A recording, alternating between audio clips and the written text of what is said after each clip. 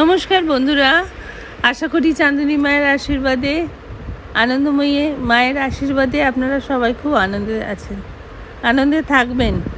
আনন্দে থাকাটাই হচ্ছে আমাদের জীবনের মূল লক্ষ্য। আগামীকাল 15ই আগস্ট, তারপরে জন্মাষ্টমী। দুটো দিনই প্রত্যেকটি ভারতবাসীর কাছে বিশেষ দিন, খুব আনন্দের দিন। কিন্তু বাকি দিনগুলো কি আমরা আনন্দ করব না?